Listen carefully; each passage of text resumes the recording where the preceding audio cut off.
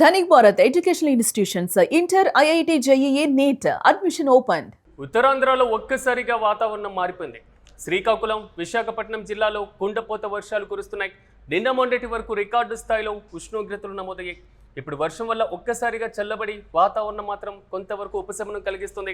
So Andhra Pradesh వ్యాప్తంగా ఉత్తరాంధ్ర జిల్లాలతో పాటుగా రాయలసీమ ప్రాంతాల్లో ఉష్ణోగ్రతలు గరిష్ట స్థాయికి చేరుకున్నటువంటి పరిస్థితులు మనం చూసాం. భానుడి భగభగలతో కొంతవరకు ఉపశమనం కలిగించేటువంటి వార్తగానే భావించాలి. ప్రధానంగా ఉత్తరాంధ్రలో ఉన్నటువంటి శ్రీకాకుళంతో పాటుగా విశాఖపట్నం జిల్లాలో కుండపోత వర్షాలు కురుస్తున్నాయి. నిన్న మొన్నటి వరకు రికార్డు స్థాయిలో ఉష్ణోగ్రతలు నమోదైనటువంటి పరిస్థితులు కూడా మనం చూసాం. ఇప్పుడు వర్షం వల్ల ఒక్కసారిగా వాతావరణం చల్లబడినటువంటి పరిస్థితి. ఇక ఇదే అంశంపై మరింత సమాచారం మా ప్రతినిధి భరత్ అందిస్తారు. భరత్, చెప్పండి, ఒకవైపు ఉష్ణోగ్రతలతో కొంతవరకు ఉపశమనం కలిగించేటువంటి వార్తగానే భావించాలి. విశాఖ అదేవిధంగా శ్రీకాకుళంలో పరిస్థితి ఏ విధంగా ఉంది? పూర్తి అప్డేట్స్ ఏంటి? గడిచిన వారం రోజుల నుంచి కూడాను ఎడతెరిపి లేనటువంటి ఎండలతో ఉక్కపోతతో ఒక్కసారిగా ఉత్తరాంధ్రలో ఉన్నటువంటి వాసులందరూ కూడా ఉక్కిరిబిక్కిరైనటువంటి పరిస్థితి అయితే కనిపించింది. ఒక్కసారిగా గడిచిన 24 గంటల్లో ఒక్కసారిగా వాతావరణం అయితే చల్లబడింది. మేఘావృతమై ఎడతెరిపి లేకుండా వర్షం పడుతున్నటువంటి పరిస్థితి ఉత్తరాంధ్రలో కనిపిస్తా ఉందని చెప్పొచ్చు. మరీ ముఖ్యంగా శ్రీకాకుళం, విజయనగరం, కొన్ని చోట్ల విశాఖపట్నంతో పాటు అనకాపల్లి జిల్లా, అల్లూరు సీతారామరాజు జిల్లాలో ఎడతెరిపి లేకుండా వర్షం పడుతున్నటువంటి పరిస్థితి. ఒక్కసారిగా ఎండల నుంచి ఉపశమనం కలిగినటువంటి సిచ్యువేషన్ అయితే కనిపిస్తా ఉందని చెప్పొచ్చు. మరీ ముఖ్యంగా నిన్నటి వరకు కూడా బాణుడు ప్రతాపంతో ఒక్కసారిగా తారెత్తిపోయినటువంటి ఎండలతో ఉక్కిరిబిక్కిరైనటువంటి ప్రజలకి ఒక్కసారిగా వాతావరణం చల్లబడడంతో ఊపిరి పీల్చుకున్న పరిస్థితి అయితే కనిపిస్తా ఉందని చెప్పొచ్చు. అయితే ఉత్తరాంధ్రకు సంబంధించినంత వరకు కూడాను బంగాళాఖాతంలో ఏర్పడినటువంటి ఉపరితల ఆవర్తన ద్రోణి ప్రభావంతో రాగల 48 గంటల్లో కూడా చెదురుమదురుగా నుంచి మోస్తరు నుంచి భారీ వర్షాలు పడే అవకాశం ఉన్నట్టు కూడా వాతావరణ శాఖ చెప్పినటువంటి పరిస్థితి కనిపిస్తా ఉంది. అయితే ఇది కేవలం కిమ్లో నీలంబస్ మేఘాల వలన ఒక్కసారిగా వాతావరణం వేడెక్కడంతో అక్కడ ఉండేటటువంటి మేఘాలన్నీ కూడాను వర్షం పడేటటువంటి ఆస్కారం అయితే కనిపిస్తా ఉన్నట్టు కూడా వాతావరణ శాఖ అంచనా వేస్తున్నటువంటి పరిస్థితి. అయితే ఎడతెరిపి లేకుండా పడుతున్నటువంటి వర్షాలతో ఒకవైపు ఉత్తరాంధ్ర అంతా కూడా చల్లబడినటువంటి పరిస్థితి. గడిచిన వారం రోజుల వ్యవధిలో కూడా పూర్తిగా కూడా ఎండలతో తీవ్ర అవస్థలు ఎదుర్కొన్నటువంటి ప్రజలకి ఇది ఉపశమనంగా చెప్పాల్సినటువంటి పరిస్థితి కనిపిస్తా ఉందని చెప్పొచ్చు. ఎస్ భరత్, ఇంకా వర్షం ఎన్ని రోజులు ఉండేటువంటి అవకాశం ఉండొచ్చు? వాతావరణ శాఖ అధికారులు ఏం చెప్తున్నారు?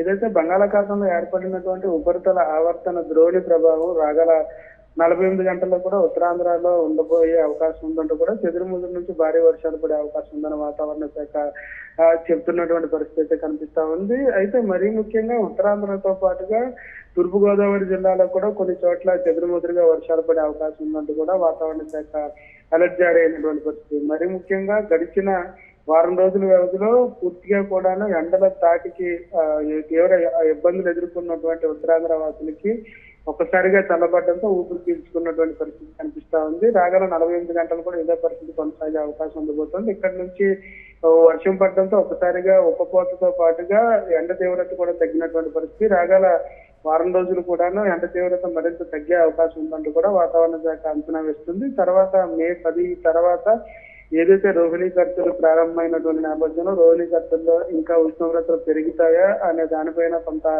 అనిశ్చితి నెలకొన్నటువంటి పరిస్థితి. ఎందుకంటే ఉపరితల ఆవర్తన ద్రోణి ప్రభావంతో పాటుగా బంగాళాఖాతంలో ఇంకొక ఉపరితల ఆవర్తన ద్రోణి ఫామ్ అవుతున్నట్టుగా అంచనా వేస్తున్నారు. మే 10-15 తేదీ కల్లా ఇది అల్పపీడనంగా మారే అవకాశం ఉందని అంచనా వేసినప్పటికీ కూడా ఇది ఉత్తరాంధ్ర వైపుగా వస్తుందా లేదనుకుంటే అటు రాయలసీమ వైపు వెళ్ళే అవకాశం ఉండబోతుంది అనేది అయితే మాత్రం ఇంకా అంచనా లేనటువంటి సిచ్యువేషన్. మే 15 వరకు కూడాను కొంత చల్లబడే అవకాశం కనిపిస్తా ఉంది ఉత్తరాంధ్ర జిల్లాలో అయితే మాత్రం. అదేవిధంగా మే 15 తర్వాత ఏదైతే రోహిణీ ఖర్చు ప్రారంభమైన దగ్గర నుంచి కూడా కొద్దిగా ఎండలు పెరిగే అవకాశం ఉందంటూ కూడా వాతావరణ శాఖ అంచనా వేస్తున్నటువంటి సిచ్యువేషన్ అయితే అనుకుంటున్నాం.